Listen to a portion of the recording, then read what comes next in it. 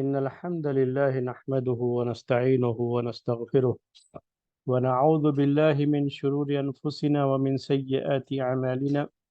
من يهده الله فلا مضل له ومن يضلله فلا هادي له وأشهد أن لا إله إلا الله وحده لا شريك له وأشهد أن محمدا عبده ورسوله يا أيها الذين آمنوا اتقوا الله حق تقاته ولا تموتن إلا وأنتم مسلمون يا أيها الناس اتقوا ربكم الذي خلقكم من نفس واحدة وخلق منها زوجها وبث منهما رجالا كثيرا ونساء واتقوا الله الذي تساءلون به والأرحام إن الله كان عليكم رقيبا يا أيها الذين آمنوا اتقوا الله وقولوا قولا سديدا يصلح لكم أعمالكم ويغفر لكم ذنوبكم ومن يطع الله ورسوله فقد فاز فوزا عظيما أما بعد فإن خير الحديث كتاب الله وخير الهدي هدي محمد صلى الله عليه وسلم وشر الأمور محدثاتها وكل محدثة بدعة وكل بدعة ضلالة وكل ضلالة في النار محترم بھائیوں اور معزز خواتین، اسلامی تاریخ سے متعلق ہمارا یہ درس جو اس وقت خلافت بنی امیہ کے دور سے گزر رہا ہے، اور آپ کے سامنے عمر بن عبدالعزیز رحمۃ اللہ علیہ کے دور خلافت کی بات شروع کی گئی اور کس طریقے سے ان کا انتخاب عمل میں آیا اور ان کو خلیفہ بنایا گیا۔ خلیفہ بننے کے بعد انہوں نے جو تقریر کی، اس تقریر کا خلاصہ بھی آپ کے سامنے پچھلے درس میں پیش کیا گیا، جس تقریر میں عمر بن عبدالعزیز رحمۃ اللہ علیہ نے اپنی خلافت کے تعلق سے، اپنی خلافت کے میتھڈ کے تعلق سے، اس کے منہج کے تعلق سے، اس کے انداز کے تعلق سے باتیں لوگوں کے سامنے واضح کر دی تھی، اور ان کے اس خطبے سے یہ اندازہ ہوتا ہے کہ عمر بن عبدالعزیز رحمۃ اللہ علیہ دین کے معاملے میں کسی کے ساتھ بھی کوئی نرمی برتنے والے نہیں ہیں، اور جو بھی حکومت کی طرف سے متعین گورنر مختلف عہدوں پر جن کو ذمہ داریاں دی جاتی ہیں، ان کے تعلق سے بھی چیز انہوں نے بڑی واضح کی۔ اسی طریقے سے ان کے قریب جو لوگ ہیں، جو بھی ان سے قریب رہنا چاہتے ہیں، ان کو بھی تاکید فرما دی کہ اگر ان کو رہنا ہے، میرے قریب رہنا ہے، تو انہیں چاپلوسی اور جی حضوری کے بجائے لوگوں کے مسائل کو صحیح طریقے سے لا کے ان کے سامنے پیش کرنا، اور ان کو صحیح مشورے دینا، اور صحیح طریقے سے کبھی بھی اگر ان سے کوئی غلطی ہوتی ہے تو ان کی گرفت جو ہے کرنا، جو ایک سچے ایماندار مومن کی علامت ہوتی ہے، اور جو صحیح معنی میں خیر خواہ ہوتا ہے، ویل ویشر ہوتا ہے۔ تو ان سب چیزوں کی طرف انہوں نے شروع میں ہی توجہ دلا دی تھی۔ اس کے بعد انہوں نے جو بھی آج کا درس یہی سے ہے کہ جو بھی گورنر تھے اس زمانے کے، سب کو خطوط لکھے اور سب کو اپنی حکومت کے تعلق سے بات ان کے سامنے کلیئر کی کہ کس انداز سے وہ حکومت چلائیں گے، اور ان کے گورنروں کو کس انداز سے اپنی جو ہے اپنے اپنے علاقے میں اپنی ذمہ داریاں پوری کرنی ہیں، کسی پر بھی کسی طرح کا کوئی ظلم نہ ہو۔ یہاں تک کہ اگر کوئی غیر مسلم بھی ہے جو اس علاقے میں ان کے ساتھ رہتا ہے، تو ان کے ساتھ بھی کسی طرح کا کوئی ظلم نہیں ہونا چاہیے، اور ان کے ساتھ بھی مکمل طریقے سے انصاف کا برتاؤ ہونا چاہیے۔ یہ ساری چیزیں انہوں نے اپنے گورنروں کو بھی لکھ کر کے بھیجی، سب کے سامنے یہ چیز واضح کر، جیسے انہوں نے بیعت لی تھی وہاں پر لوگوں سے، تو پھر بعد میں اپنے گورنروں کو لکھ کر کے کہ وہاں کے لوگوں سے بھی بیعت لی کہ وہ لوگ راضی ہیں، تبھی ہم جو ہے خلیفہ بنے رہیں گے، اگر لوگ راضی نہیں ہیں تو ہمیں خلیفہ بنے رہنے کی کوئی خواہش نہیں ہے۔ اسی طریقے سے انہوں نے اپنے خلافت کے خد و خال کو، اس کے طریقے اور منہج کو لوگوں کے سامنے واضح کیا، اور جو ان کے گورنر تھے مختلف علاقوں میں ان تک بھی یہ بات لکھ کر کے جو ہے ان تک بھیج دی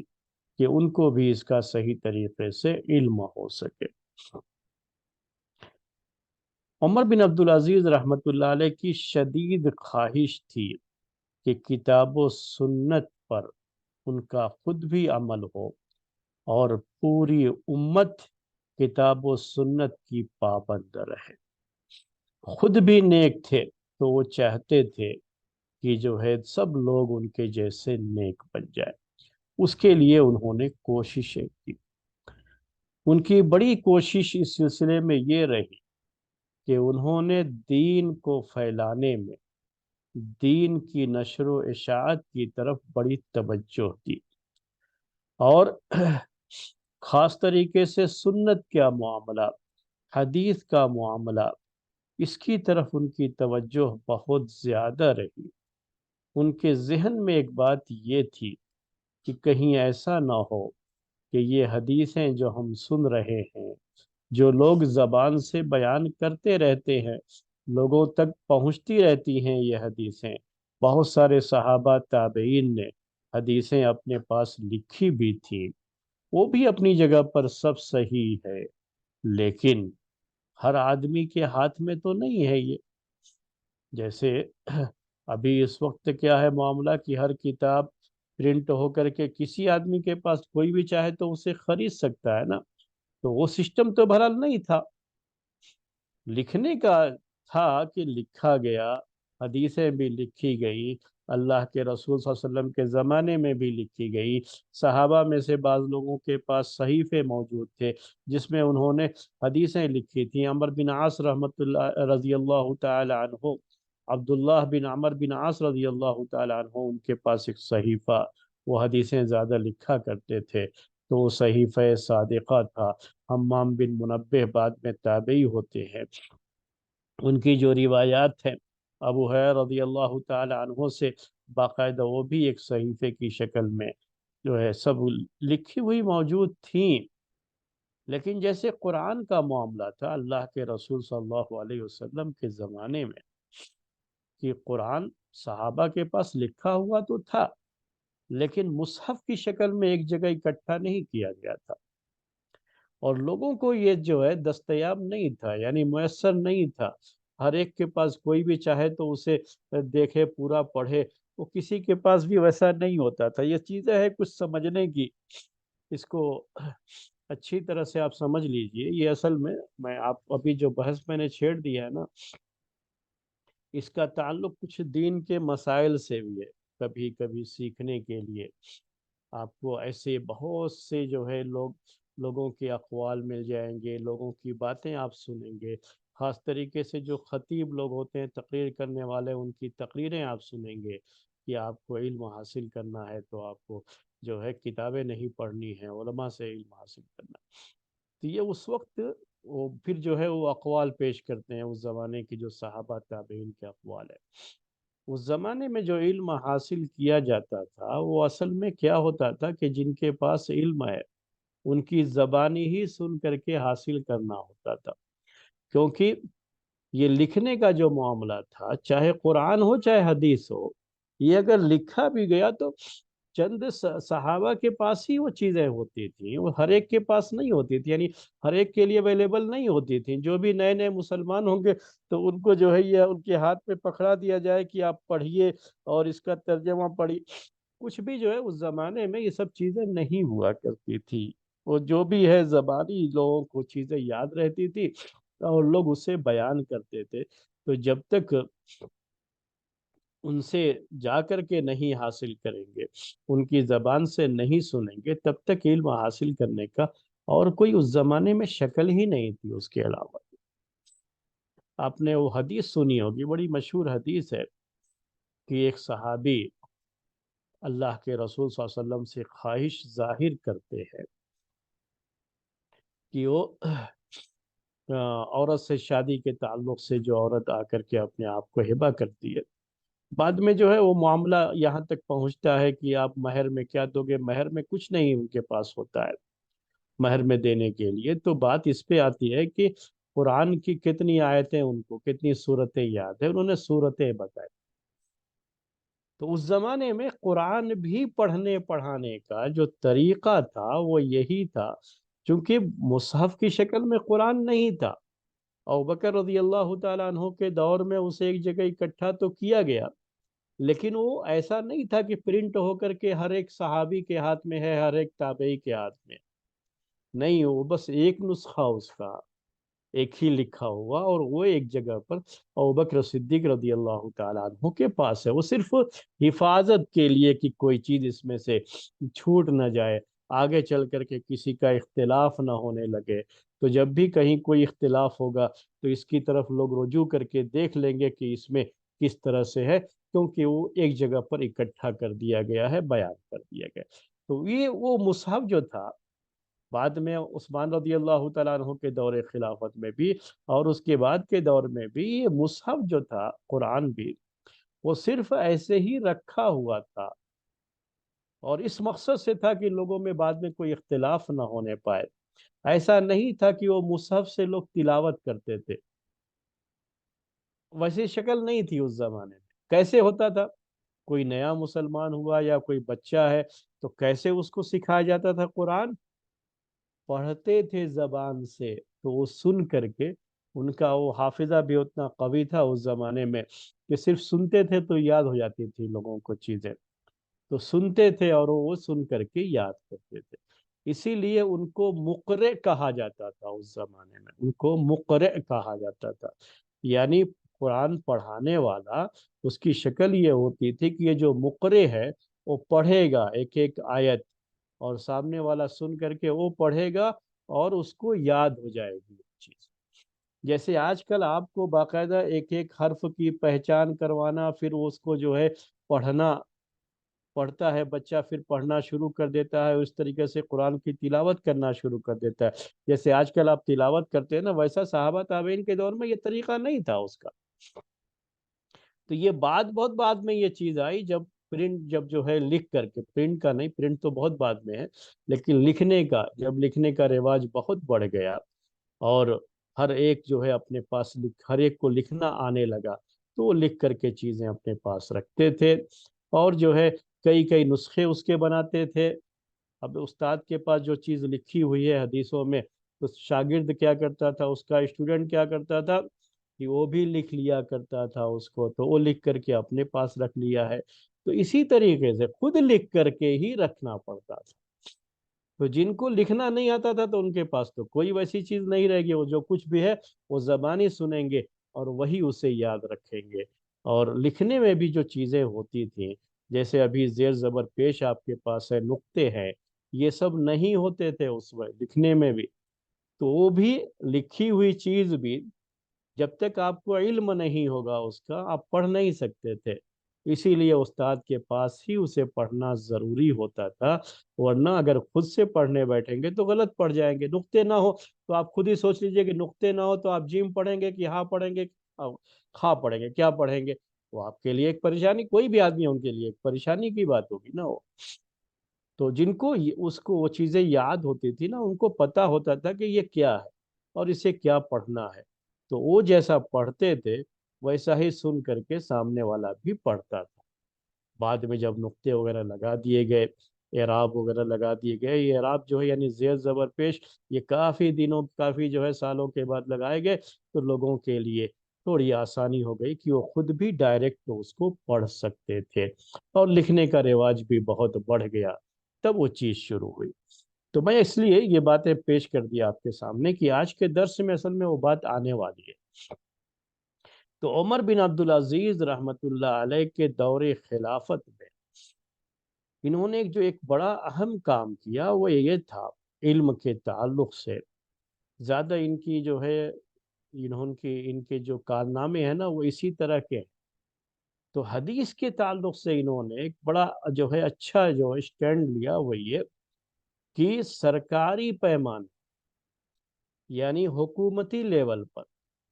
پہلے سے بھی لوگ حدیثیں لکھتے رہے ہیں، وہ اپنی جگہ پر رکھیے آپ، جو سب سے جو ہے پہلے بھی ہوتی رہی ہیں چیزیں، لیکن وہ لوگ انفرادی طور پر لکھتے تھے، یعنی انڈیویجول ان کا وہ کام ہوتا تھا کہ وہ لکھتے تھے اور اب لکھ کر کے اپنے پاس رکھتے تھے، جن کو بھی لکھنا آتا تھا تو وہ لکھتے تھے اور لکھ کر کے اپنے پاس رکھتے تھے۔ لیکن جو ہے سرکاری طور پر، سرکاری لیول پر باقاعدہ اس کا اعلان کیا عمر بن عبدالعزیز رحمۃ اللہ علیہ نے، اور اس زمانے کے بڑے مشہور محدث تھے، حدیث کے راوی، جن کا چھوٹے تابعین میں شمار ہوتا ہے، امام زہری رحمۃ اللہ علیہ۔ تو امام زہری رحمۃ اللہ علیہ کو خاص طریقے سے ان کو یہ ذمہ داری دی کہ دیکھو حدیث اللہ کے رسول صلی اللہ علیہ وسلم کی، اس کو لکھنے کا کام کرو۔ یعنی اب سرکاری طور پر ایک آرڈر تھا کہ جو بھی حدیثیں ہیں، جیسے پہلے میں نے آپ کو بتایا کہ ابوبکر صدیق رضی اللہ تعالیٰ عنہ کے دور خلافت میں قرآن مختلف صحابہ کے پاس لکھا ہوا موجود تھا، لیکن ایک خیال آیا کہ اس کو ایک جگہ سب کو جمع کر کے اکٹھا کر دیا جائے تو کوئی پریشانی بعد میں نہیں رہے گی، کیونکہ جو حافظ لوگ ہیں قرآن کے، سارے صحابہ حافظ نہیں تھے، اس میں سے صحابہ کی ایک جو ہے بہت بڑی تعداد بھی نہیں تھی حفاظ کی، جو تو ایک مرتبہ 70 صحابہ شہید ہو گئے، وہ ایسے شہید صحابہ تھے جو حافظ قرآن تھے، تو ڈر ہونے لگا۔ تو اس سے آپ کو اندازہ ہوگا کہ بہت زیادہ، بہت بڑی تعداد بھی نہیں ہوتی تھی، ایک اچھی تعداد تھی لیکن بہت بڑی تعداد بھی نہیں تھی کہ سب کو قرآن پورا کے پورا یاد رہا ہو۔ تو جب وہ صحابہ شہید ہو گئے تو ڈر محسوس ہوا کہ ایسے ہی جو صحابہ حافظ ہیں سب چلے گئے، سب اگر جو ہے کوئی ایسا کچھ مسئلہ ہو گیا تو پھر قرآن ایک جگہ اگر اکٹھا نہ کیا گیا تو ڈر تھا کہ کہیں ضائع نہ ہو جائے۔ وہ اللہ تعالیٰ کو جو حفاظت کرنی تھی قرآن کی، تو اس کے لیے ابوبکر صدیق رضی اللہ تعالیٰ عنہ کے دل میں وہ بات ڈالی گئی، اور اس طرح سے دوسرے صحابہ بھی وہ پورے طریقے سے جو ہے اس سے ان کا دل جو ہے، ان کا سینہ اس کے لیے کھل گیا اور وہ کام انجام دیا گیا۔ تو جو قرآن کے تعلق سے انہوں نے کیا تھا ابوبکر صدیق رضی اللہ تعالیٰ عنہ نے، حدیث کے تعلق سے یہی کام عمر بن عبدالعزیز رحمۃ اللہ علیہ نے سرکاری طور پر کروایا۔ لکھی ہوئی حدیثیں تھیں لوگوں کے پاس، لیکن انہوں نے کہا کہ اس کو ایک جگہ اکٹھا کرنے کا کام کیا جائے، اور یہ سرکاری طور پر کام، گورنمنٹ لیول پر جو ہے یہ چیز ہو، اور اس کے لیے آرڈیننس انہوں نے ایک جاری کیا، اور امام زہری رحمۃ اللہ علیہ کو اس سلسلے میں ذمہ داری دی تھی کہ جو بھی دیکھو اللہ کے رسول صلی اللہ علیہ وسلم کی احادیث ہیں، اس کو لکھنے کا کام کرو، اس کو اکٹھا کرنے کا، کتابی شکل دینے کا کام۔ صرف لکھنا ہی یہاں پر نہیں تھا، بلکہ یہاں کتابی شکل جو ہے دینے کا، ایک جگہ اکٹھا کرنے کا کام کرو۔ تو یہ کام ہوا ان کے زمانے میں، اور جو شروعات ہوئی، اور اس کے بعد سے تو بعد کے دور میں بہت زیادہ جو ہے یہ کام بہت بڑے پیمانے پر ہوا، یہاں تک کہ اسی کے بعد کا جو دوسرا دور آتا ہے، امام مالک رحمۃ اللہ علیہ، ان کی کتاب موطا مالک تو آج بھی لوگوں کے ہاتھوں میں ہے۔ تو یہ کتابی شکل میں جمع کرنے کا کام یہ ان کی خلافت سے شروع ہوا، اور ان کا یہ بڑا عظیم اور اہم کارنامہ اس کو شمار کیا جاتا ہے۔ اسی طریقے سے دین کی سمجھ، دین کو پھیلانا، اور جو ہے لوگوں کو دین کی تعلیم دینا، دین کی نشر و اشاعت، اس کی طرف بھی انہوں نے بڑی توجہ دی، اور انہوں نے باقاعدہ اس کے بارے میں لوگوں کو خطوط بھی لکھے، علماء کو جمع بھی کیا، اور ان کو ذمہ داریاں بھی دی، اور ان کی ذمہ داریاں اٹھائی بھی۔ ان کو بہت زیادہ جو ہے شدید محبت تھی، ان کو شدید محبت تھی سنت سے، بدعتوں سے یہ بڑی نفرت کرتے تھے، اور ان کی کوشش یہ تھی اپنے دور خلافت میں کہ خطبوں کے اندر بھی یہ اس طرح کی باتیں پیش کرتے تھے، لوگوں کے اندر اس طرح کی باتیں پھیلاتے تھے۔ امام بخاری رحمۃ اللہ علیہ نے صحیح بخاری میں ان کے تعلق سے ان کی جو باتیں ہیں اس ایک بات ان کی ذکر کی ہے۔ وہ بات یہ ہے کہ انہوں نے کہا ایک مرتبہ کہ ان للاسلام حدودا و شرائع، کہ اسلام میں کچھ حدود ہیں، شریعت ہے، سنتیں۔ جو کلمہ لا الہ الا اللہ پڑھ کر کے اسلام میں داخل ہو جاتا ہے آدمی، تو اس کے بعد اس میں کچھ حدود ہیں، کچھ سنتیں ہیں، شریعت کے کچھ واجبات ہیں، فرائض ہیں۔ جس نے ان سب پر عمل کیا اس فقد استکمل الایمان، اس نے اپنے ایمان کو مکمل کیا۔ اور جو شریعت کے اندر جو بھی واجبات، فرائض، سنن وغیرہ ہیں، جو ان کی پابندی نہیں کرے گا، عمل نہیں کرے گا، تو اس کا ایمان ناقص رہ جائے گا، ادھورا رہ جائے گا۔ یہ ان کا جو خطبہ تھا، ان کی جو بات تھی، میں نے اردو میں بیان کرنے کی کوشش کی ہے۔ اس کے بعد انہوں نے کہا کہ اگر میں زندہ رہا تو میں تمہیں ایمان کی، اسلام کی جو بھی احکام ہیں، شریعت کی جو بھی پابندیاں ہیں، وہ سب تمہیں سکھاؤں گا، اور میں تمہیں ان پر عمل کرنے کی ترغیب دلاتا ہوں۔ اور یہ بھی ساتھ میں خطبے میں ایک مرتبہ کہا کہ تمہارے درمیان رہنا مجھے اس کی کوئی خواہش نہیں، اس دنیا میں زندگی، اس دنیا کی زندگی اور اس دنیا میں زندہ رہنا مجھے اس کی کوئی خواہش نہیں ہے۔ میں تو صرف اتنا چاہتا ہوں کہ جتنا بھی میں تمہیں دین سکھا سکوں، دین کے قریب کر سکوں، اور میرا وقت اس کے اندر لگ جائے، یہی میرے لیے بہت ہے، اور اسی کے لیے وہ کوشش کرنا چاہتے ہیں۔ ان کی ایک بات اور بھی نقل کی گئی ہے کہ وہ کہتے تھے کہ اگر میرے بدن کے ٹکڑے کر دیے جائے، یعنی اگر مجھے اپنی جان بھی گنوانی پڑے، جان بھی دینی پڑے، لیکن میرے ہاتھ سے کوئی بدعت ختم ہو جائے، اللہ تعالیٰ میرے ہاتھ سے بدعت کو ختم کر دے، فنا کر دے، اور سنت کو زندہ کر دے، تو میں سمجھوں گا کہ یہ کوئی مہنگا سودا نہیں ہے۔ سودا کا مطلب سمجھ گئے ہوں گے آپ نے، سودا تجارت جو ہے، یہ لین دین جو ہوتا ہے خریدنے بیچنے میں، اس کو عربی اردو میں سودا بھی کہتے ہیں۔ تو ایک لفظ زبان پہ آ گیا تھا تو سوچا کہ آپ کے سامنے اس کی وضاحت کر دوں تھوڑی۔ تو وہ سمجھتے ہیں کہ یہ کوئی نقصان کا سودا نہیں ہے، نقصان کی تجارت نہیں ہے۔ اگر میری زندگی بھی چلی جائے اور مجھے اگر کسی بدعت کو ختم کرنے اور سنت کو زندہ کرنے میں اگر لوگوں کی طرف سے مخالفت کا سامنا کرنا پڑے، مجھے اپنی جان بھی گنوانی پڑ جائے، لیکن سنت زندہ ہو جائے، تو میں سمجھوں گا کہ میں کامیاب ہو گیا ہوں۔ ایک مرتبہ اور بھی جو ہے انہوں نے اپنے خطبے میں ایک بات یہ کہی کہ اللہ کی قسم، اگر یہ بات نہ ہوتی کہ میں یہ چاہتا ہوں کہ سنت کو قائم کیا جائے اور حق پر میں خود چلوں اور لوگوں کو حق پر چلاؤں، تو یاد رکھو مجھے اتنا بھی دنیا میں رہنا کی اتنی بھی دنیا میں رہنے کی خواہش نہیں ہے جتنی دیر تک بکری کے تھن سے جب دودھ دوہا جاتا ہے تو آدمی دوہتے ہوئے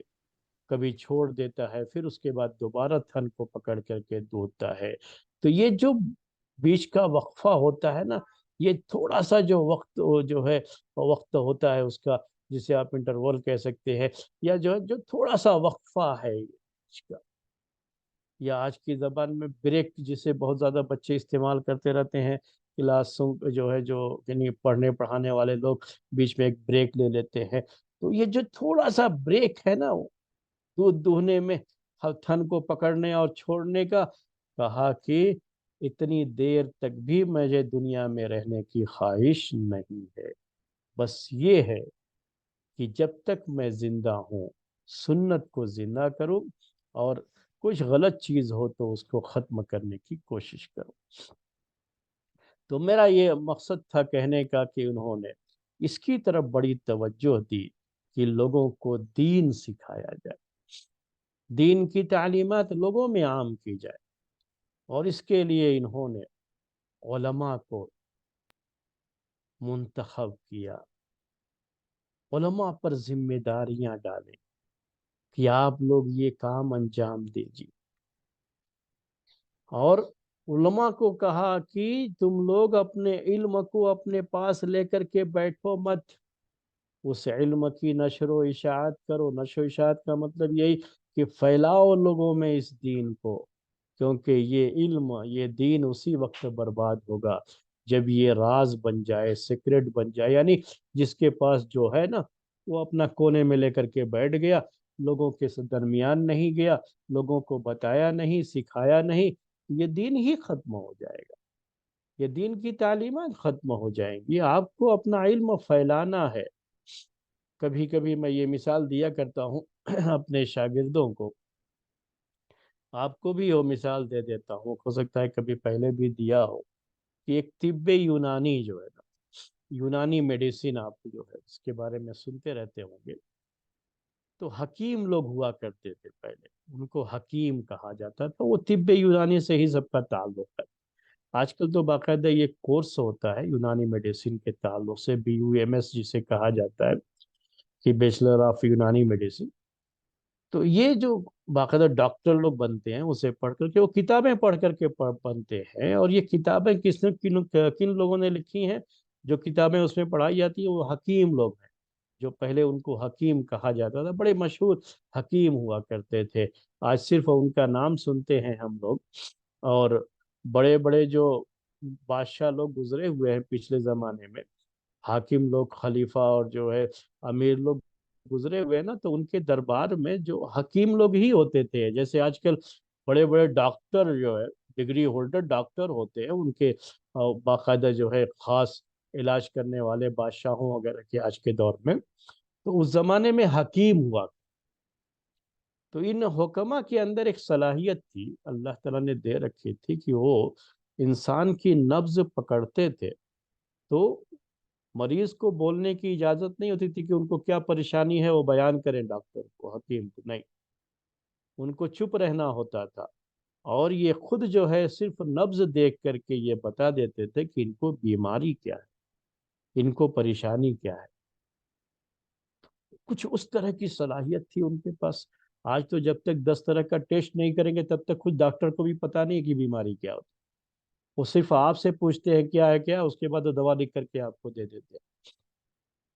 تو جو علم تھا ان کے پاس، وہ کیا ہوا،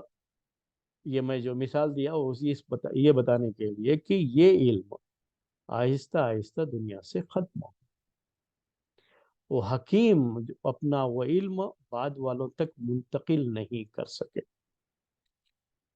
لوگوں کو وہ نہیں سکھا پائے، لوگوں کو نہیں بتایا، چاہے جو بھی ان کی نیت رہی۔ کچھ لوگوں نے کیا، بتایا، اور کچھ لوگوں نے جو ہے ان کے پاس جو علم تھا ویسے ہی لے کر کے چلے گئے۔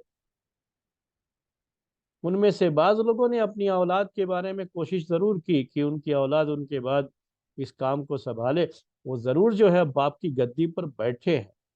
لیکن کوئی ضروری نہیں ہوتا ہے کہ باپ کے پاس جو صلاحیت ہے وہ بیٹے کے پاس بھی آئے، یہ کوئی ضروری نہیں ہوتا ہے، بیٹا اس لائق ہے یا نہیں ہے وہ بھی دیکھنا ہوتا ہے نا۔ آپ جب بیج ڈالتے ہیں کہیں کسی زمین پہ، تو ایک تو بیج ہوتا ہے، اور دوسرا زمین کی صلاحیت ہوتی ہے، زمین کی کیپیسٹی ہوتی ہے کہ اس زمین کے اندر وہ اس جو ہے دانے کو قبول کر کے پیداوار کرنے کی صلاحیت اس کے اندر ہے یا نہیں۔ تو وہ بھی سب زمین برابر نہیں ہوتی ہے پیدا کرنے کے لحاظ سے، ویسے ہی سارے انسانوں کا ذہن ایک جیسا نہیں ہوتا ہے۔ تو کوئی ضروری نہیں کہ بیٹے کے اندر وہ صلاحیت ہو ذہنی طور پر کہ وہ باپ کا وہ علم حاصل کر سکے۔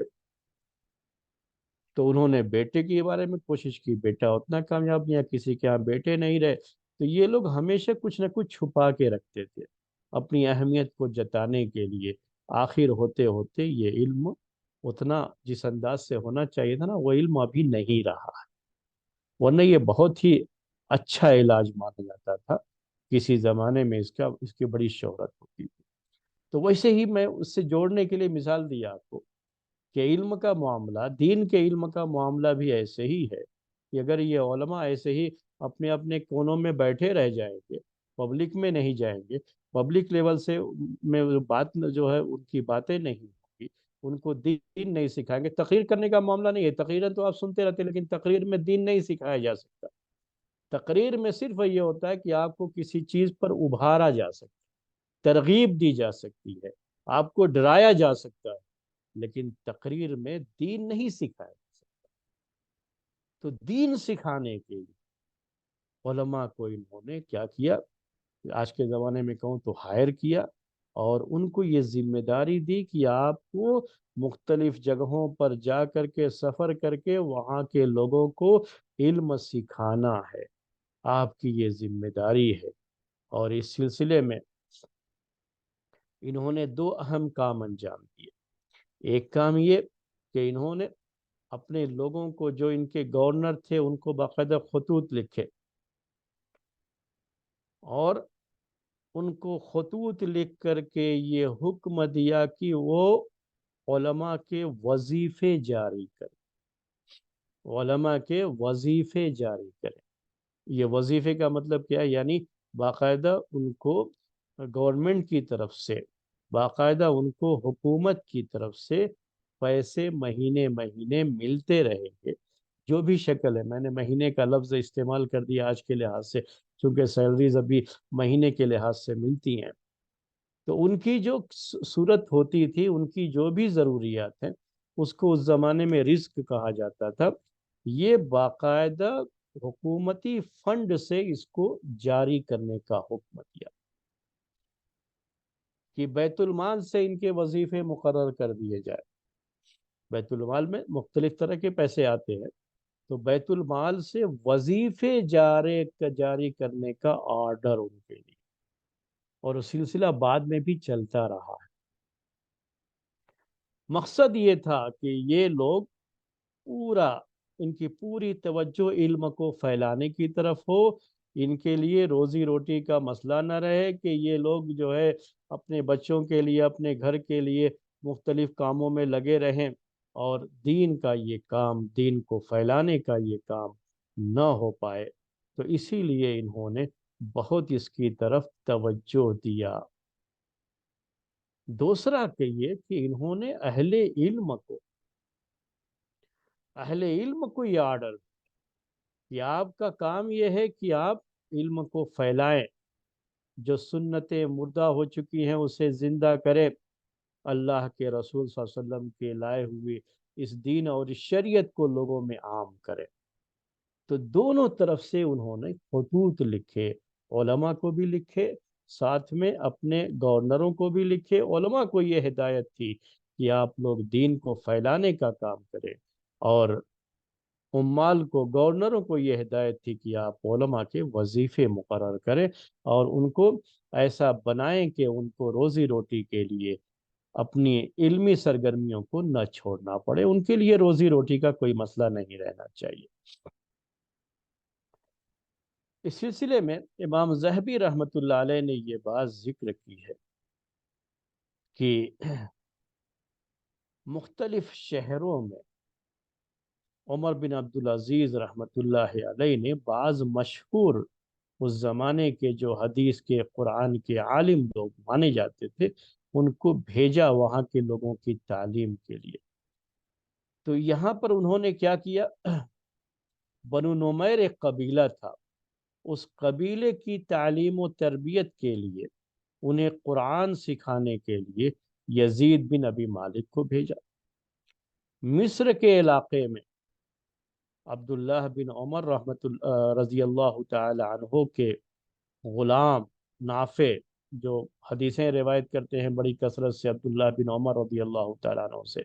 اور قرآن کا بھی بڑا اچھا علم تھا، اور حدیث کی روایت میں ان کا بڑا اونچا مقام تھا۔ ان کو جو ہے نافع کو بھیجا، کہاں بھیجا؟ مصر بھیجا، کہ آپ جا کر کے وہاں لوگوں کو حدیث کی تعلیم دیں، اور ان کو جو ہے بتائیں، اور دین کا علم ان کو سکھائیں۔ یہ جو ہے افریقہ میں، یہ مصر جو ہے آتا تھا افریقن کنٹریز میں، اور اس طرح سے ادھر جو بھی افریقی جو ہے علاقے ہیں، وہاں سے دین کو، علم کو، سنت کو، حدیثوں کو اس طرح سے عام کیا جائے۔ انہوں نے بعض علماء کو تب قاضی کا منصب عام طریقے سے علماء کو ہی ملتا تھا، یہ بھی بتا دوں آپ کو۔ قاضی مطلب جج، جج جو بنتے تھے وہ علماء کو ہی بنایا جاتا تھا اس زمانے میں، وہ تو ایک تھا ہی۔ اس کے علاوہ بھی انہوں نے بعض علاقوں میں علماء کو، بعض علاقوں میں ذمہ داریاں، حکومت کی ذمہ داریاں بھی انہوں نے سونپی، ان کو قریب کرنے کی کوشش کی، اور یہ بھی کہ جو ہے ان میں سے بعض لوگ اسلام کی دعوت و تبلیغ میں اور جہاد میں بھی ان کا اپنا حصہ رہے، اس کے لیے بھی انہوں نے کوشش کی۔ تو یہ ایک کام انہوں نے جو کیا کہ علم کو پھیلانے کے لیے بڑی اپنی طرف سے بڑی کوشش کی، اور اس کے لیے انہوں نے علماء کو ذمہ داریاں دی، جس کا بڑا اچھا نتیجہ نکلا۔ جو آج ہم حدیث کی کتابیں دیکھتے ہیں اپنے ہاتھوں میں، تو سرکاری طور پر اس کے لکھنے کا کام انہی کے دور میں شروع کیا گیا تھا۔ بعد میں وہی سلسلہ آگے بڑھا، تو آپ کے سامنے جو حدیث کی مشہور کتابیں ہیں، وہ کتابیں یہ سب جو ہے وجود میں آئی تھیں۔ ایک اور جو ہے کام ان کے لیے جو ذکر کیا گیا ہے وہ یہ کہ مجلس شورا کا قیام، یہ تاریخ کی کتابوں میں بات لکھی گئی ہے۔ عمر بن عبدالعزیز رحمۃ اللہ علیہ کی جو سیرت پر مبنی کتابیں لکھی گئی ہیں، اس میں بھی یہ بات ذکر ہے مجلس شورا کا قیام، یعنی ایڈوائزری بورڈ جسے آج کل آپ کہتے ہیں، تو اس کا ذکر جو ہے ملتا ہے باقاعدہ۔ اس میں کوئی شبہ نہیں ہے کہ ایڈوائزری بورڈ یقیناً رہا ہوگا، انہوں نے قائم کیا ہوگا، لیکن جس انداز سے اس کی سیرت میں اس کو ذکر کیا گیا ہے، مجھے اس کے اوپر تھوڑا اعتراض ہے۔ یعنی ایسا لگے گا آپ جب پڑھیں گے کتابیں، تو ایسا لگے گا کہ جیسے اس کے پہلے کوئی مشورہ کرتا ہی نہیں تھا، سب سے پہلے انہوں نے یہ جو ہے ایڈوائزری بورڈ اور باقاعدہ مشورہ کرنے کا سلسلہ انہوں نے شروع کیا۔ اس کے پہلے سب کے سب ڈکٹیٹر تھے، اور انہوں نے یہ کام شروع کیا مشورے کا۔ حالانکہ ایسا کچھ نہیں ہے، اس میں ہو سکتا ہے کچھ اصلاح کا پہلو رہا ہو، لیکن جو پہلے بھی لوگ گزرے ہوئے تھے وہ سب کے پاس جو ہے ایڈوائزری بورڈ بھی ہوتا تھا، مشورے بھی کرتے تھے۔ جو بھی خلفائے بنی امیہ ہیں، سب کے یہاں یہ چیز تھی۔ اس کے پہلے خود ابھی آپ کے سامنے بات آ چکی ہے، سلیمان بن عبد الملک جنہوں نے ان کو خلیفہ نامزد کیا ہے عمر بن عبدالعزیز کو، اس کے پہلے جو آیا آپ کے سامنے، تو یہ تو ابھی جو ہے آپ کے سامنے باتیں آ چکی ہیں کہ رجا بن حیوہ ان سے وہ مشورے کیا کرتے تھے، عمر بن عبدالعزیز بھی ان کے مشورے میں شریک رہا کرتے تھے، ان کے بارے میں بھی، ولید بن عبد الملک کے بارے میں، جتنے بھی ہیں۔ یاد رکھیے بغیر مشورے کے دنیا میں کوئی بھی شخص نہیں رہتا ہے، مشورہ ہر کوئی کرتا ہے، کوئی کچھ کم کرتا ہے، کوئی کچھ زیادہ کرتا ہے، حالات جیسے ہوتے ہیں اس کے لحاظ سے مشورے بھی ہوتے ہیں۔ تو یہ کوئی ایسا نہیں تھا کہ انہوں نے اس کی شروعات کی۔ ہو سکتا ہے کہ کچھ اس میں مجلس شورا یا کہہ لیجیے ایڈوائزری بورڈ کے قیام کے تعلق سے کچھ جو ہے اس میں کمیاں رہی ہوں، خامیاں رہی ہوں، اس کی اصلاح کی گئی ہو، لیکن اس انداز سے پیش کرنا کہ اس کے پہلے کے جو خلیفہ تھے وہ سب کی سب کرپٹ تھے اور انہوں نے ہی اس کی شروعات کی، تو ایسا نہیں ہے۔ میں آپ کو بتا دوں کہ بڑے سے بڑا ڈکٹیٹر بھی مشورے کرتا ہے، اور یہ بھی بتا دوں کہ ایڈوائزری بورڈ کے ہوتے ہوئے بھی ڈکٹیٹرشپ ہی اصل میں ہوتی، یہ بھی ہے، دونوں چیزیں ہیں۔ اصل ڈکٹیٹرشپ ہے لیکن ایڈوائزری بورڈ بھی ہے۔ میں بہت چھوٹے پیمانے پر اس کو دیکھا ہوا ہوں، تو جو اور اعلیٰ پیمانے کے لوگ ہوتے ہوں گے نا، یعنی جو اونچے اور لیول کے، تو اتنی چیزیں اور بھی رہیں گی۔ میں آپ کو اس کی صرف مثال جو ہے مدرسے سے دیتا ہوں۔ میں یہ مثالیں پیش کرتا ہوں تو ہرگز جو ہے میرا مقصد جو ہے علماء کی برائی کرنا نہیں ہوتا ہے، یہ بات میں بہت کلیئر کر دوں۔ کبھی بھی میرا مقصد یہ نہیں ہوتا ہے میں، اور کبھی کوئی یہ نہ کہ آپ یہ مثالیں صرف مدرسوں کی ہی کیوں دیتے ہیں. میں چونکہ مدرسوں میں رہا ہوں، مدرسوں سے ہی میرا تعلق ہے، تو انہی کو میں نے بہت قریب سے دیکھا ہے، اسی لیے وہ مثالیں میرے سامنے ہوتی ہیں، میں وہ پیش کرتا ہوں. اس میں کسی کی برائی کرنا مقصود نہیں ہوتا ہے. تو کبھی کوئی غلط چیز نہ لی جائے، اس لیے میں نے یہ تھوڑا کلیئر کرنا مناسب سمجھا کہ مدرسوں میں ہم پڑھے ہیں، پڑھائے ہیں، رہے ہیں. وہاں جو ہے جو مجلسیں ہوتی ہیں، یعنی جو بورڈ ہوتے ہیں مختلف بنائے جاتے ہیں، اس میں ایڈوائزری بورڈ بھی ہوتا ہے مدرسوں میں بھی، اس میں کے ممبر بھی رہے ہیں. ہم نے بہت قریب سے ان چیزوں کو دیکھا بھی ہے. مشورے کی جو مجلسیں ہوتی ہیں، مشوروں کی مجلسوں میں بھی شرکت کی، جس میں عام طریقے سے علماء ہی ہوا کرتے تھے. ہم نے جو بہت قریب سے دیکھا ہے، ایڈوائزری بورڈ بھی ہے، سب کچھ ہے، لیکن اس میں بورڈ کے اندر جب مشورے کے لیے لوگ بیٹھتے تھے تو اس میں ہونا وہی ہے جو مدرسے کا ذمہ دار چاہتا ہے ہونا وہی ہے. اور یہ بورڈ کے جو ممبران ہوتے، اس میں وہی ممبر رکھے جاتے ہیں جو اصل ذمہ دار کی ہاں میں ہاں ملانے والے ہوتے ہیں، جن کو یس مین کہا جاتا ہے. وہ پہلے ذمہ دار کا مزاج دیکھتے ہیں کہ وہ کیا چاہتے ہیں، اسی کے لحاظ سے فیصلہ کر کے ہاں ایڈوائزری بورڈ نے ہم جو ہے بیٹھے مشورے کے لیے، اور اس میں یہ مشورہ طے پایا، اور اس کے بعد ساری چیزیں تھوپ دی جاتی ہیں ان کے اوپر. لیکن حقیقت میں یہ لوگ وہی بات پیش کرتے ہیں جو ذمہ دار کی خواہش ہوتی ہے. اور ذمہ دار کی خواہش نہ ہو تو چاہے سارے ایڈوائزری بورڈ پورے لوگ جو ہے شاید اس کا انکار کر دیں، لیکن وہ اپنے ہی مرضی کے مطابق چلیں گے. پھر کسی کی رائے نہیں، کچھ نہیں. رائے وہی لی جاتی ہے جو ان کی اپنی رائے کے موافق ہوتی ہے. تو اصل میں یہ مجلس شورا تو ہے، ایڈوائزری بورڈ تو ہے، لیکن یہ صرف نام کے ہوتے ہیں، اور اصل ڈکٹیٹرشپ ہوتی ہے. تو یہ کہیں ایڈوائزری بورڈ کا نام آ جائے تو سمجھ جائیں کہ یہاں ڈکٹیٹرشپ نہیں ہے، یا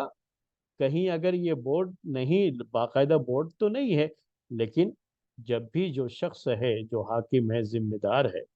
یا مدرسے کا ذمہ دار ہے، وہ مشورہ کر کے ہی، جو بھی اس فن کے ماہرین ہیں ان سے مشورہ کر کے ہی آگے بڑھتا ہے اور ان کا مشورہ قبول کرتا ہے، تو یہ چیز یہ جو ہے قابل قبول ہے. بورڈ کا باقاعدہ اعلان، وہ اس کا کوئی فائدہ نہیں ہے، بیکار کی بات ہے میٹنگیں کرنا. لیکن میٹنگوں میں اگر ہر ایک کو بولنے کی پوری آزادی نہ ہو اور جو بات کہے اسے سنا نہ جائے تو پھر بیکار ہے. پھر اس ایڈوائزری بورڈ میں میں آپ کو ایک مثال دوں، میں چونکہ بہت قریب سے دیکھا ہوا ہوں، جہاں دیکھا ہوں وہ بتا رہا، اور یہی ہر دوسری جگہوں پر بھی یہی چیز ہوتی ہے. اصل وہ بتانا چاہ رہا ہوں کہ 10 آدمی ہیں اس میں، تو ایک دو آدمی اچھے بھی ہو سکتے، اگر انہوں نے اس کی مخالفت بھی کی تو یہ 8 آدمی وہی بات کہیں گے جو اصل ذمہ دار ہے وہ چاہتا ہے، وہ ہاں میں ہاں ملائے. اور جب بھی فیصلہ ہوگا تو بھائی دیکھو زیادہ لوگ تو یہی چاہتے ہیں، ایک آدمی نہیں چاہ رہا تو اس کا کیا ہوا؟ اس کا کیا معاملہ ہے؟ پھر تو اس کی کوئی اہمیت نہیں رہ جاتی ہے. کیونکہ اس نظام کے اندر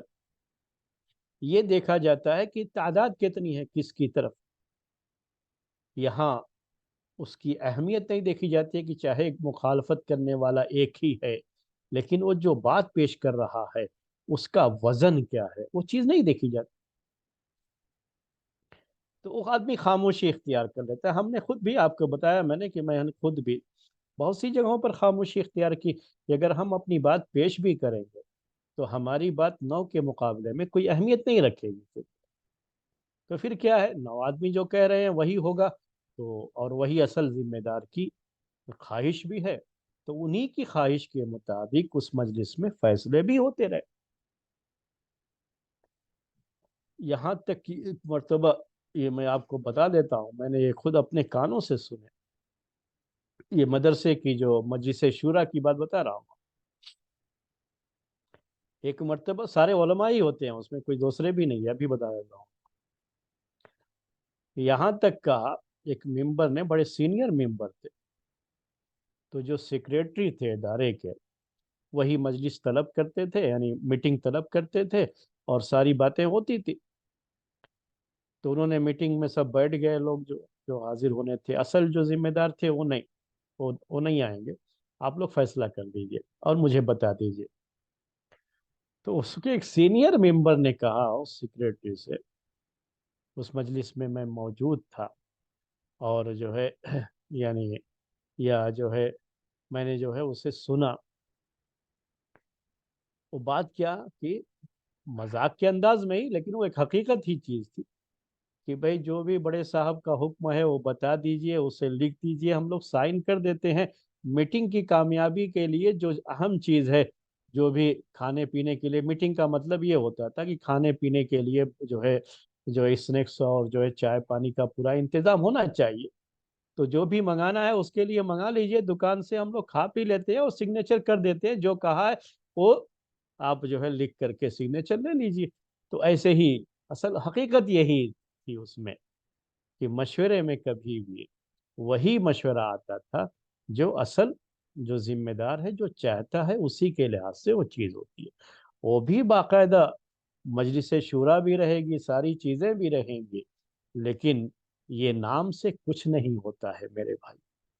آپ کو کیا تعجب نہیں ہو رہا ہے؟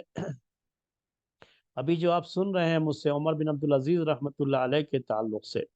میں کسی کی کوئی برائی نہیں کر رہا ہوں، بس یہ جو حقیقت آپ سن رہے ہیں اس کو بیان کرنا چاہ رہا ہوں، اس کو یاد دلانا چاہ رہا ہوں کہ آپ سوچ سکتے ہیں کہ یہ بات تو آپ بار بار سن سکتے ہیں کہ انہوں نے بڑی اصلاحات کی،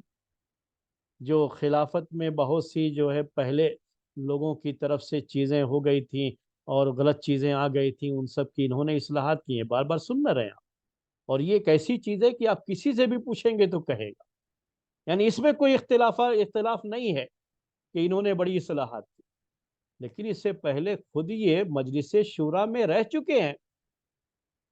عمر بن عبدالعزیز رحمۃ اللہ علیہ سلیمان بن عبد الملک کی مجلس شورا میں تھے، تو انہوں نے تو کچھ نہیں کیا اس وقت۔ اس کا مطلب یہ ہو کہ ان کے سارے مشورے نہیں قبول کرتا تھا اس خلیفہ جو، تبھی تو یہ اصلاح نہیں کر پائے، نہیں تو اسی وقت انہوں نے اپنے اصلاحی کام جو ہے شروع کر دیے ہوتے۔ اب جب ان کے ہاتھ میں پورے طریقے سے چیز آ گئی، تب انہوں نے اصلاح کی۔ ایسے ہی علماء کا بھی معاملہ ہوتا ہے۔ آج کل بہت سے لوگ یہ کہتے رہتے ہیں نا کہ نہیں، ان کے ساتھ تو علماء ہیں اور ان کی مجلسوں میں علماء ہوتے ہیں۔ آج کل بہت ساری تنظیمیں جو ابھی موجود ہیں نا، ہمارے خود اس شہر کے اندر موجود ہے، اور بہت سارے جو سینٹرز جو لوگوں نے بنا کے رکھی، کہتے ہیں ہمارے ساتھ علماء ہیں، ہم علماء کے مشورے سے چلتے ہیں۔ میرے بھائیوں، یہ سب چیزیں جو ہے نا ایک لیول صرف ہوتا ہے دکھانے کا۔ علماء بھی وہی مشورے دیتے ہیں جہاں پہ ان کی مصلحتیں ہوتی ہیں، جہاں وہ دیکھتے ہیں کہ ہمارا یہاں مشورہ اگر ہم نے یہ دیا تو شاید یہ ہم کو ہی باہر کا راستہ دکھا دیں گے، اور پھر ہم اس مجلس میں نہیں رہ پائیں گے، اس جو ہے ہم کو یہاں سے ہٹا دیا جائے گا، تو وہاں وہ خاموشی اختیار کرتے ہیں یا تو ہاں میں ہاں ملا۔ بہت کم ہوتے ہیں ایسے لوگ جب وہ اس طرح کے حالات کو دیکھتے ہیں اور ان کے پاس مخالفت کرنے کی کوئی یہ نہیں ہے، یعنی اگر انہوں نے مخالفت کر لیا حکومت وقت کی یا کہہ لیجئے تنظیم کی، ابھی ہمارے درمیان جو ہوتا ہے نا مختلف تنظیمیں ہیں، سینٹرز ہیں،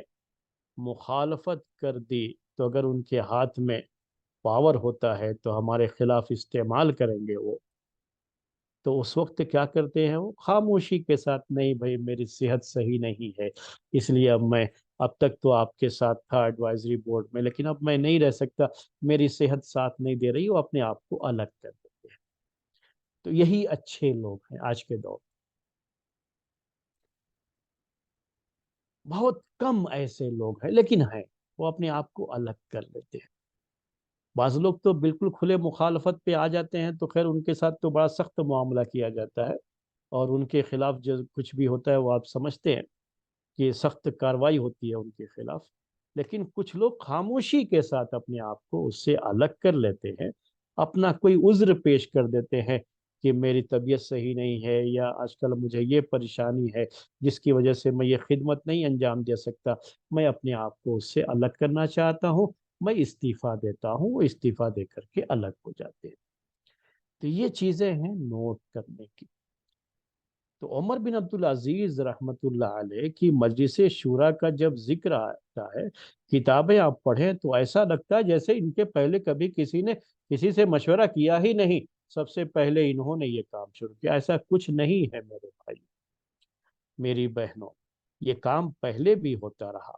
لیکن مشورہ کرنا، مشورے پر عمل کرنا، مشورے کے مطابق چلنا، اور کسی کا صحیح مشورہ اگر اس نے واقعی معنی میں کوئی تنقید بھی کی ہے، بتایا ہے کہ نہیں آپ یہ جو چاہتے ہیں یہ غلط ہوگا، اس میں یہ پریشانی آئے گی، اور کھلے دل کے ساتھ اس کی مخالفت کو قبول کر لینا، یہ اہم چیز ہوتی ہے۔ مشورہ کر لینا یہ کافی نہیں، یا کہیں ایڈوائزری بورڈ بنا لینا یہ کافی نہیں۔ کس حد تک وہ لوگ جو مشورے میں داخل ہوتے ہیں اپنی رائے کس حد تک وہ رکھ پاتے ہیں، اور کتنا ان کو حق ہے اپنی رائے کے جو ہے پیش کرنے کا، یا ایڈوائزری بورڈ یہ صرف جی حضوری اور یس مین قسم کے لوگوں پر جو ہے یہ بورڈ جو ہے بنایا گیا ہے۔ تو دونوں کو سامنے رکھنا ہوتا ہے، خیال کرنا ہوتا ہے۔ تو عمر بن عبدالعزیز رحمۃ اللہ علیہ کے تعلق سے میں یہ بات جو ہے مانتا ہوں کہ انہوں نے جو خلافت میں جو مجلس شورا وہ تو پہلے بھی تھی میرے حساب سے، لیکن انہوں نے جو چیز جس چیز کو اہمیت دی، میں جہاں تک سمجھتا ہوں وہ یہ ہے کہ مشورے کے وقت میں مناظرہ مناظرہ یعنی جسے آپ ڈسکشن کہتے ہیں، باقاعدہ کوئی رائے آئی تو اس رائے کے خلاف بھی دوسرا نہیں، اس میں یہ خرابی ہے، اس کو ہم کہتے ہیں ایجابیات اور سلبیات، اس کے عربی میں ایجابیات اور سلبیات کہا جاتا ہے۔ ہم جو ہے انگلش میں اس کو اگر بیان کرنا چاہیں تو ایڈوانٹیج اور ڈس ایڈوانٹیج جو ہے آپ اس کو کہہ سکتے ہیں۔ یہ کبھی بھی کوئی بھی چیز آتی ہے تو اس پر پورے کھلے طور پر بحث ہونی چاہیے، اس طرح کی مجلس ہے، اور بحث کے بعد جب جو چیز واقعی واضح ہو گئی کہ نہیں اس کا ڈس ایڈوانٹیج زیادہ ہے، ایڈوانٹیج کم ہے اس کا، تو اس کے لحاظ سے فیصلہ آخر میں ہو تو واقعی معنی میں مشورے کا فائدہ ہوتا ہے۔ اس مشورے کی اس شکل کو عمر بن عبدالعزیز رحمۃ اللہ علیہ نے کیا کیا؟ اس کو قائم کیا۔ اس میں کہیں کمی تھی، پہلے کے لوگوں میں مشورہ دینے والے بھی ان کی مزاج کا بڑا خیال کر کے مشورہ دیا کرتے تھے، اور مشورہ قبول کرنے والے بھی اپنے لحاظ سے مشورے قبول کیا کرتے تھے، لیکن انہوں نے پوری اس کی جو ہے کھلی اجازت دی کہ لوگ مناظرہ کریں، ڈسکشن، اور یہ کہتے تھے ان کا یہ جو ہے جملہ آج چونکہ ہمارے اس ملک میں جملہ بھی لوگ بہت کثرت سے بولتے رہتے ہیں، بڑا مشہور ہو گیا ہے جملہ کی جو ہے، یہ تو جملہ ہے۔ تو ان کا ایک بڑا مشہور جملہ تھا، وہ جملہ کیا تھا؟ جملہ سینٹینس ہے یہ کہ مشورہ اور مناظرہ رحمت کا دروازہ اور برکت کی کنجی ہے۔ یہ چیز انہوں نے خاص طریقے سے یہ چیز نوٹ کرنے کی ہے۔ میں یہ کہنا چاہ رہا تھا مشورہ پہلے بھی ہوتا تھا، لیکن مشورہ کی جو اصل شکل ہوتی ہے، اس کی جو اصل روح ہوتی ہے، اس روح کو باقی رہنا چاہیے کہ اس میں ہر ایک کو پوری کھلی اجازت ہے کہ جو رائے آتی ہے اس کا جو بھی جو ہے ایڈوانٹیج یا ڈس ایڈوانٹیج اس کو اپنے لحاظ سے پیش کرے، بتائے کہ کیا ہے، اور سامنے والا اگر سمجھتا ہے کہ یہ رائے صحیح نہیں ہے تو پورے کھلے دل کے ساتھ جو ہے اس کی مخالفت کرے، اور وہ بتائے کہ کیوں، یہ اس کا ڈس ایڈوانٹیج کیا ہے، اس کو پورے طریقے سے واضح کرے۔ تو یہ تو ان کا قول ہے، یہ بہت مشہور ہے کہ یہ مناظرہ، اسی کو مناظرہ، مناقشہ آپ کہہ سکتے ہیں، عربی میں اسے مناقشہ کہا جاتا ہے، ڈسکشن کہا جاتا ہے آج کی زبان میں۔ یہ چیز، یہ روح آنی چاہیے، اور کھلے دل کے ساتھ لوگ اس سلسلے میں جی ہاں اپنا مشورہ دیں۔ ابوبکر صدیق رضی اللہ تعالیٰ عنہ کے دور میں چیزیں یہ ہوئی، عمر رضی اللہ تعالیٰ عنہ اتنے سخت آدمی تھے لیکن ان کے دور میں بھی یہ چیزیں رہیں، عثمان رضی اللہ تعالیٰ عنہ کے دور میں چیزیں رہیں، علی رضی اللہ تعالیٰ عنہ کے دور خلافت میں، ان سب کے دور خلافت میں یہ روح تھی۔ ابوبکر رضی اللہ تعالیٰ عنہ جب جو ہے مرتد جو لوگ ہو گئے تھے ان کے ساتھ جنگ کرنے کا معاملہ ہوا، عمر رضی اللہ تعالیٰ عنہ آ کر کے بحث کرنا شروع کی۔ جنہوں نے زکوٰۃ جو ہے نہیں جو دے رہے تھے ان کے ساتھ جنگ کرنے کی جب جنہوں نے ٹھان لیا ابوبکر رضی اللہ تعالیٰ عنہ نے، تو عمر رضی اللہ تعالیٰ عنہ نے آ کر کے پورا جو ہے اپنی طرف سے ان کا مناقشہ یعنی ڈسکشن کیا اس کے اوپر، کہا کیسے آپ کر سکتے ہیں یہ؟ ان کو واضح کرنا پڑا ان کے سامنے کہ میں جو کر رہا ہوں یہی صحیح ہے، ایڈوانٹیج اس کا پورا پیش کیا، ڈس ایڈوانٹیج جو ہے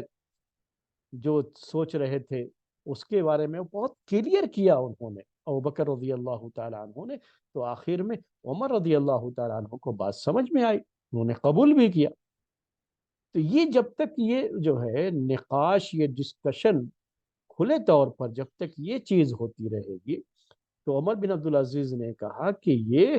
برکت کا دروازہ، برکت کی کنجی ہے، یہ رحمت کا دروازہ ہے، اس میں حاکم کے لیے بھی فائدہ ہوتا ہے، محکوم کے لیے بھی فائدہ ہوتا ہے، کہ حاکم کا کوئی بھی قدم غلط طریقے سے نہیں اٹھتا ہے، اس کا اپنا فائدہ بھی اس کے اندر ہوتا ہے۔ اس کے بعد جو ہے انہوں نے علماء کی بھی اس سلسلے میں، اس زمانے کے جو علماء تھے، فقہا تھے، ان کی بھی جو ہے ایک مجلس، ایک کمیٹی کہہ لیجیے آج کے دور کے لحاظ سے، وہ بھی انہوں نے تشکیل دی، اس کو بھی بنایا، اور یوں آپ کہہ سکتے ہیں کہ نئے سرے سے جو شورائی نظام ہوتا ہے، جو شورائی نظام کی روح ہے، اس روح کو انہوں نے پھر سے جو ہے بہت عام کیا۔ وہ جی حضوری والا سسٹم ختم کر کے، اس میں بھی مشورے ہوتے ہیں، باقاعدہ ایڈوائزری بورڈ اس کے اندر بھی ہوتا ہے، لیکن اس میں جی حضوری زیادہ ہوتی ہے، اور اصل جو ہوتا ہے ایڈوائزری بورڈ وہ یہ ہے کہ ہر آدمی اپنی رائے کو پیش کرنے کا، اور کسی بھی رائے کے کاٹ کرنے کا جو فائدہ نقصان اس کو سامنے رکھتے ہوئے، تو اس کو جو ہے پیش کرنے کا حق بھی رہنا چاہیے، اسے قبول بھی کرنا چاہیے۔ اس روح کے ساتھ انہوں نے اس کو زندہ کیا تھا۔ تو یہ میں اصل تھوڑی سی آپ کو اس کو کلیئر کرنا چاہا کہ یہ چیز جو ہے ذہن میں رکھنی چاہیے۔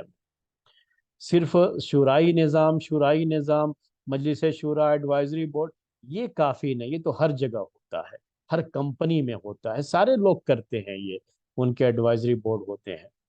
لیکن کس حد تک لوگوں کی بات مانی جاتی ہے، قبول کی جاتی ہے وہ، اور کس حد تک لوگوں کو اپنی رائے رکھنے کا اس میں حق ہوتا ہے، وہ چیز بھی جو ہے اس میں جو ہے دیکھنا سمجھنا وہ بھی بہت ضروری ہے۔ تو یہ چند باتیں تھیں جو میں نے، ابھی ان کا دور تو ابھی چلتا رہے گا، اور بھی باتیں ہیں جو آتی رہیں گی، لیکن آج کا وقت تو ہو گیا ہے، تو میں چاہوں گا کہ آپ کے سامنے یہ اعلان کروں کہ اب اس کے بعد ہمارے پاس جو ہے تزکیہ نفس کی کلاس ہے، قرآن کی تفسیر،